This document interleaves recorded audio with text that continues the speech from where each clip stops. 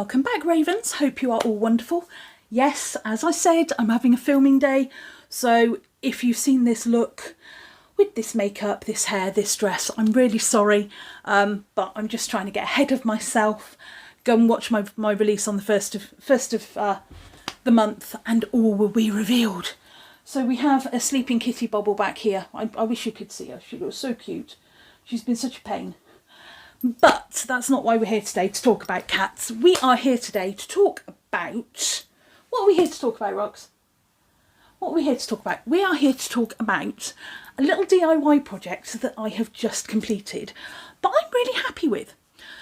So, I've got to stop mentioning her in my videos. This is another rule. Stop mentioning Emily Boo in your videos. I'm going to have to on this one. About... oh... God, when was it? 2 months ago? Maybe not even that long ago. It might have been November. Emily Boo posted an Instagram picture of her in a pair of trousers, which I will find the picture and insert here. There's going to be a lot of random pointing, but I'm going to insert it here. And I saw the picture and I saw her trousers and went, oh, they're gorgeous. Where did they come from? And she tagged the company in the post and I went to have a look. Now, I know that she's been doing a lot around non-fast fashion brands, and I was really intrigued to know who this brand were and where I could get some. So I looked on the internet, I found the name of the company and found their website, and I had a look, and lo and behold, they didn't go up to my size. Again, another downside of being on the plus size scale, not being able to get the clothes you really, really like on other people because they don't make them. So they only went up to a UK 16. So it was a little bit disappointing, but they were a great pair of trousers, as you can see in the picture, and I'll flash it up again here. Now, I spoke to Emily about it and I was like, I'm really gutted. I cannot get those trousers in my size. And she went, so make a pair. And I had thought about it, and in my head, I think about these companies like Wish, AliExpress, Shein, who take other people's designs and copy them and turn up with some random crap, basically. And I felt really bad in copying a lovely brand who do some lovely alternative bits and pieces, and I will put their name up as soon as I can remember what it is. I haven't got it on me at the moment, so forgive me for being a little bit vague. I will also tag them below. But they didn't have my size, and much as I don't want to steal their design, I kind of wanted to take the idea and make it in my size for me. So these, although they are based on that idea, I have done a couple of bits that have made them a bit more unique, which I will show you. And I have... they're basically I've seen the picture once and then I went away and tried to recreate what I wanted to make for me. So they're not identical. They're based on the idea and the concept, and they work for me. So the pair of trousers that she had were almost like combat jogging bottoms. And I kind of like the idea at the moment, especially with being home so much and it being in winter in the UK, and it's been pretty cold the last few days, of having something that's very comfortable, fleecy, but a little bit more styled. And much as I love my dresses like this, they are really not, even with the top underneath, they are not winter dresses. They're really not. So then you've got a layer over them and then you've lost the aesthetic. So I do have like a winter look that I will go to. It looks awful on me, but hey ho, needs must when it's cold. So I went through this thing. I had a look on in various websites that I go to when I want to buy something or do a project, and I costed up how much it would cost me to make and put together, and I'm quite impressed with the prices. However, bear in mind I have bought the prices during the end of year sale period, but then also factor in the amount of time it's taken me to make them.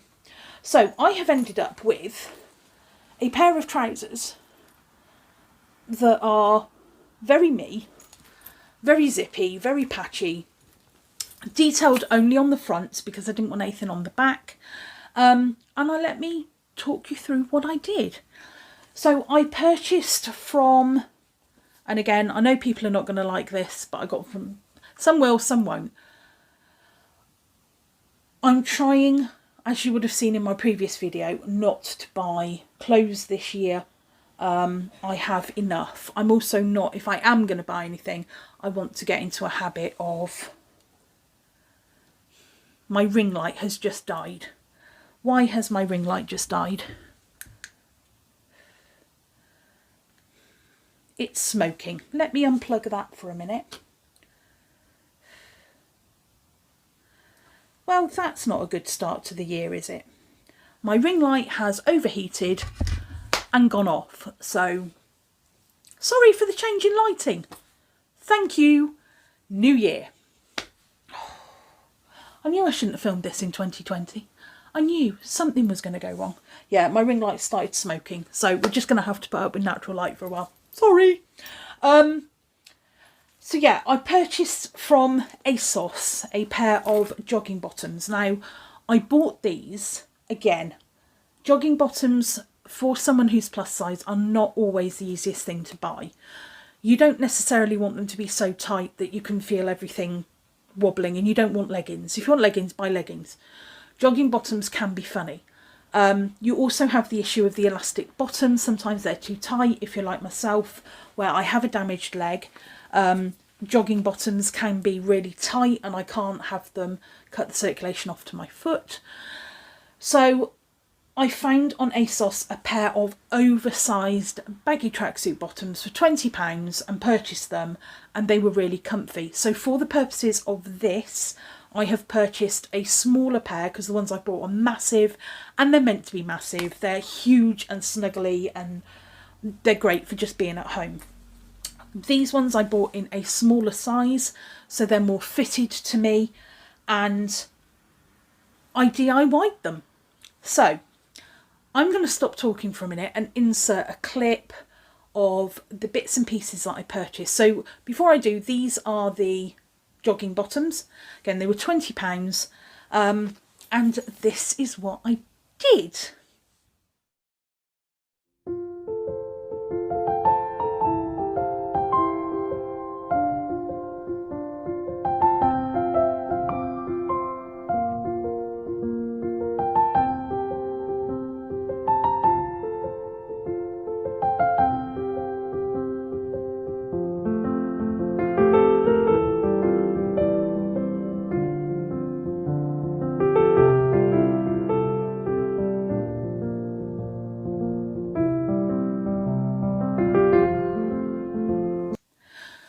So those are all the bits I purchased. I found some patches on Killstar when they were in the sale. So instead of being £4 or £5, they only cost me like £2 something. And I purchased 1, 2, 4 from Killstar. And I got 2 from eBay.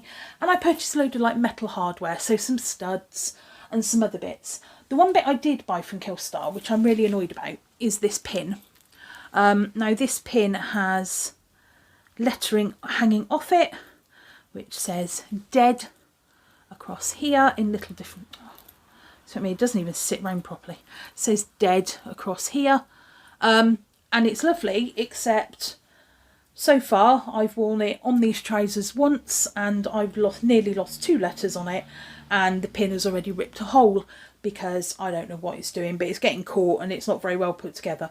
But I will find a way of fixing it, so I'm not too worried about that. If I have to take it off, I have to take it off. So I started with cutting the bottoms off, tucked them under, see kind of the length I wanted. I'd actually purchased 2 long zips, which are the zips down the outside of the trouser here, and they are 90cm zips. So I literally pinned the zips in place from the waistband to where they sat, and then I cut by eye the right place, and then I have hemmed the edges. Then I had to sew all the thing. Bear in mind, this has all been done by hand. I have a sewing machine. I'm not very good at using it. And what I was sewing was a little bit awkward. So I have done everything here by hand. So I've stitched the zip all the way down. Now, yes, my trousers have pockets. So I've managed to do the zip that I can unzip it and still use the pocket, or zip it up and just have the zip. I think that's brilliant. So if you want to wear these and put a set of keys or some change or your bank card or whatever in them, I've got a pocket that is zipped up and it doesn't necessarily look like a pocket. I thought that was clever. What did I do next? So I did that on both sides. So there is a zip both sides.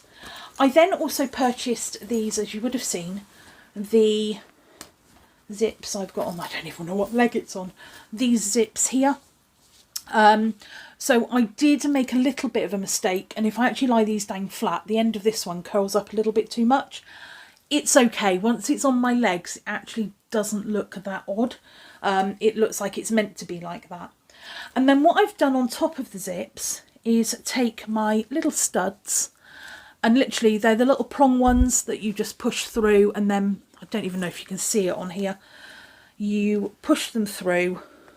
There you go. And then you bend the forks over. So I've done that on both bottoms on the outside. And I've also done, to match it up, I have added studs on each end of the zips.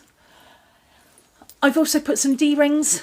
So the D-rings that you would have seen in the video, I have added here. So I've got 3 and 2. I only purchased 5.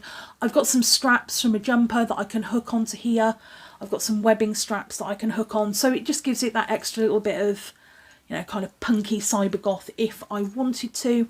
I've got chains I can attach to this. I can attach my car keys to it, put my keys in my pocket, all that good stuff just by having those D-rings. Now when I wear them, obviously my tops are a little bit lower than this, but that's fine. I'm not overly bothered. If I lose a little bit of weight, then maybe I can wear a crop top with it or have something tucked in, and then you'd be able to see the D-rings, but they're more there for function than looking pretty, but they're still kind of cute. Next we moved on to the patches. So I've got my this is a Killstar one, which is Too Dead to Die coffin on the outside of my left leg, and then just above my zips I have In Memory of When I Cared and my skull, and on the other leg I have my last Killstar one, which of course I had to have a bird skull. eBay, this was literally about £1.99, and I have a, if I can turn it round, a Goth one as well. Again, eBay. This was the hardest patch to sew on.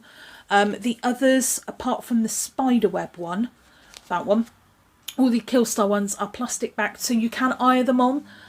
I prefer to sew on. I've had issues with iron-on patches coming off, and I can't find my iron, so I couldn't do that anyway. I may iron them on as well as them being sewn, but they were hard work. Getting the plastic, getting a needle and hand sewing through a rubberized plasticky backing is not easy.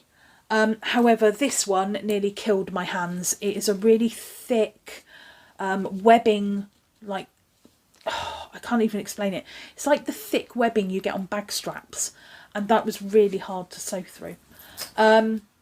This was the easiest one. I wish I'd left this till last. I didn't, but I wish I had. I actually left the skull till last, but I wish I'd done this one because this was so easy. This was like just sewing fabric, very easy to put on, and all I've done is a little bit of a running stitch, I think that's the right word for it, round the outside edge. And lastly, my press studs. I had to use them somewhere. Originally, I had the intention, I've bought some fleece material, and I had the intention of making some pockets. Didn't turn out too well, didn't like the look of them, and I was going to use the press studs to close them and have them on the back with a patch, but decided not to. So instead I've just used the press studs as an aesthetic piece down the side. I think they look quite good. Some people may not like them. I do. And that's it. So they did take me a long time to make, I'm not going to lie. They took me probably 2 or 3 sessions of sewing, and a good few hours each time. But they were a bit of fun. I have worn them out. I'm going to insert some pictures here of what I look like in them. Please excuse the state of me. These were taken a couple of days before New Year, when we found out we were going into Tier 4 and we had to go and run out to somewhere that we'd ordered something from before midnight to pick something up, or otherwise we wouldn't have been able to get it. And I need a toaster. I needed a toaster.